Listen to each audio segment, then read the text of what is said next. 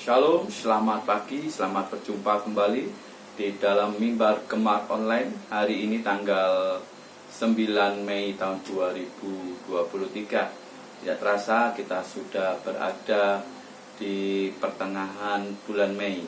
Puji Tuhan, Bapak Ibu, kita akan merenungkan kebenaran firman Tuhan di dalam Mimbar Gemar Online pada pagi hari ini yang terambil di dalam Filipi pasal 4. Filipi pasal 4 ayat yang kedua sampai yang kelima. Saya bacakan, Bapak Ibu ikuti dalam Alkitab masing-masing.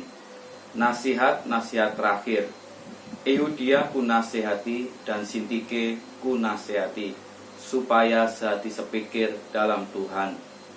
Bahkan ku minta kepadamu juga, Sunsugos, temanku yang setia, tolonglah mereka, karena mereka telah berjuang dengan aku dalam pekabaran Injil, bersama-sama dengan Clemens dan kawan-kawanku sekerja yang lain, yang nama-namanya tercantum dalam kitab kehidupan.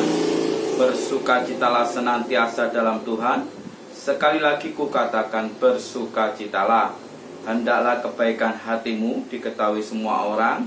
Tuhan sudah dekat. Bapak Ibu Saudara yang dikasihi Tuhan, ya, sepanjang hidup manusia dimanapun kita ditempatkan, di dalam keluarga, dalam pelayanan, di dalam masyarakat, kita bisa saja terjadi perselisihan ataupun konflik. Tetapi Bapak Ibu Saudara yang dikasihi Tuhan, mari di dalam menghadapi perselisihan dan konflik, mari kita hadapi, kita atasi semuanya bersama dengan Tuhan. Nah, ada beberapa hal kalau kita pelajari dalam Filipi pasal 4 ini yang perlu kita pelajari untuk mengatasi konflik, mengatasi suatu perselisihan. Ada 3 kebenaran kalau kita lihat di dalam Filipi pasal 4 ayat 2-5. Bagaimana cara kita mengatasi perselisihan dan konflik seperti yang Rasul Paulus nasihatkan kepada jemaat di Filipi. Bapak Ibu perhatikan, yang pertama, untuk mengatasi perselisihan dan konflik, jagalah keharmonisan dan kesatuan. Seperti di dalam Filipi tadi pasal yang kedua, Tuhan katakan, Euodia ku nasihati dan Sintike ku nasihati, supaya sehati sepikir dalam Tuhan. Bapak Ibu, Euodia dan Sintike ini adalah orang-orang terpandang. Mereka adalah perempuan-perempuan terpandang di dalam pelayanan Rasul Paulus di jemaat Filipi. Tetapi di antara mereka terjadi suatu perselisihan. Rasul Paulus mengirim surat ke jemaat di Filipi, memberi nasihat kepada Euodia dan Sintike supaya mereka sehati sepikir. Di dalam menyelesaikan perselisihan, mari kita gunakan mengenakan pikiran Kristus, perasaan Kristus di dalam setiap kehidupan kita, Bapak Ibu. Seperti yang dinasihatkan Rasul Paulus kepada Euodia dan Sintike. Di dalam Filipi pasal 2, Bapak Ibu bisa lihat di ayat yang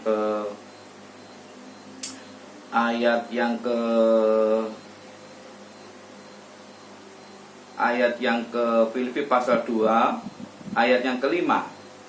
Hendaklah kamu dalam hidupmu bersama menaruh pikiran dan perasaan yang terdapat juga dalam Kristus Yesus. Jadi Bapak Ibu, menyelesaikan perselisihan bukan menggunakan pikiran kita, kebenaran kita, tapi mari menyelesaikan perselisihan itu dengan pikiran Kristus, dengan perasaan Kristus.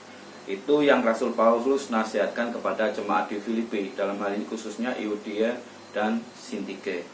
Lalu yang kedua, untuk mengatasi perselisihan dan konflik, kita harus bersukacita senantiasa di dalam Tuhan. Saya ulangi ya, untuk mengatasi perselisihan dan konflik, hal yang kedua yang harus kita lakukan, kita harus bersukacita senantiasa di dalam Tuhan, Bapak Ibu. Ini terdapat di dalam ayat yang keempat. Filipi 4 ayat yang keempat. Bersukacitalah senantiasa dalam Tuhan. Sekali lagi kukatakan bersukacitalah. bersukacitalah senantiasa dalam Tuhan. Artinya apa? Di dalam Tuhan, apa yang ada di dalam Tuhan? Yang ada di dalam Tuhan adalah kasih, yang ada dalam Tuhan adalah pengampunan, yang ada dalam Tuhan adalah pengorbanannya di atas kayu salib, Bapak Ibu Saudara yang kasih Tuhan. Jadi kalau dikatakan bersukacitalah senantiasa dalam Tuhan, artinya apa? Kita harus bersukacita karena kita sudah ditebus oleh Tuhan, karena kasih Tuhan kepada kita yang luar biasa. Bersukacitalah. Jadi intinya apa di dalam mengatasi permasalahan atau perselisihan, Bapak Ibu? Mari kita bersukacita karena kita sudah menerima keselamatan itu dari Tuhan. Mari kita kedepankan hal ini, bersukacita karena Tuhan. Karena kita ini sudah ditebus. Ya, mengatasi perselisihan dengan bersukacita artinya kita bersukacita karena kita sudah ditebus. Dan kalau kita sudah ditebus, kita sudah diampuni, maka kita juga harus mengampuni orang yang bersalah kepada kita, yang kita anggap salah kepada kita. Yang terjadi perselisihan harus menggunakan korban Kristus, mengutamakan korban Kristus, pengampunan, mengadakan pengampunan di dalam orang yang berselisih tersebut. Bapak Ibu bisa mengerti ya Bapak Ibu ya. Jadi yang pertama tadi itu mengatasi perselisihan dengan sehati sepikir, menjaga keharmonisan dan kesatuan. Yang kedua ya, mengatasi perselisihan konflik dengan bersukacita di dalam Tuhan, karena di dalam Tuhan ada pengampunan. Bapak Ibu saudara kasih Tuhan, kita juga harus mengampuni orang yang sedang berselisih dengan kita. Lalu yang ketiga, untuk mengatasi perselisihan dan konflik adalah dengan menyatakan kebaikan hati kepada semua orang. Siapapun itu, apapun itu, orang yang berselisih pun dengan kita harus menyatakan kebaikan itu di tengah perselisihan itu. Agar apa Bapak Ibu? Agar kalau kebaikan itu dinyatakan, maka akan terjadi kedamaian dalam perselisihan tersebut. Ada terjadi rekonsiliasi dalam perselisihan tersebut. Nah, seperti yang terdapat di Efesus pasal 4 ayat 32. Efesus 4 ayat 32, Bapak Ibu boleh lihat. Efesus pasal 4 ayat 32. Saya bacakan Efesus 4 ayat 32. Tetapi hendaklah kamu ramah seorang terhadap yang lain, penuh kasih mesra dan saling mengampuni, sebagaimana Allah di dalam Kristus telah mengampuni kamu. Jadi Bapak Ibu, mari kita tidak lepas dari perselisihan, entah di dalam rumah tangga, di dalam keluarga, di dalam masyarakat, terutama di dalam gereja kita, tidak luput dari perselisihan. Namun demikian Rasul Paulus sudah memberikan nasihat kepada kita. Yang pertama, kita harus menjaga keharmonisan dan kesatuan dengan mengenakan pikiran dan perasaan Kristus. Yang kedua, kita harus bersukacita selalu, bersenantiasa di dalam Tuhan, karena di situ di dalam Tuhan, sukacita di dalam Tuhan, karena kita sudah menerima pengampunan, maka kita pun juga harus mengampuni orang yang berselisih dengan kita. Yang ketiga, kita harus mengatasi perselisihan dan konflik dengan menyatakan kebaikan kepada semua orang. Kepada seorang yang berselisih, kepada kita pun kita harus menyatakan kebaikan. Nah, itu hal-hal yang Rasul Paulus nasihati di dalam menghadapi perselisihan dan konflik. Semoga renungan firman Tuhan ini menjadi berkat bagi kita dimanapun kita berada. Kita mampu mengatasi perselisihan, mengatasi konflik bersama-sama dengan Tuhan. Karena selama kita hidup di dunia ini, kita tidak lepas dari perselisihan dan konflik.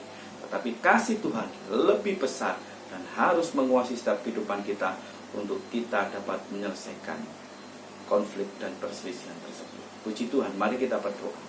Tuhan Yesus, pada pagi hari ini kami mengucap syukur, firman-Mu menegur, menguatkan kehidupan kami, agar kami senantiasa Tuhan mengandalkan Engkau di dalam perselisihan, di dalam konflik apapun. Kami mau Tuhan mengenakan pikiran perasaan di dalam Engkau.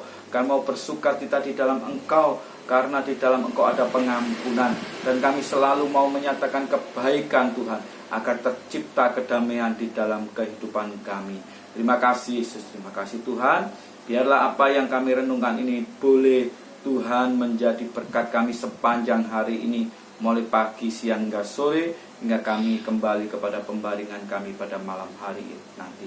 Semuanya terpelihara oleh Tuhan. Terima kasih. Di dalam nama Tuhan Yesus kami mengucap syukur dan kami telah berdoa. Haleluya. Amin.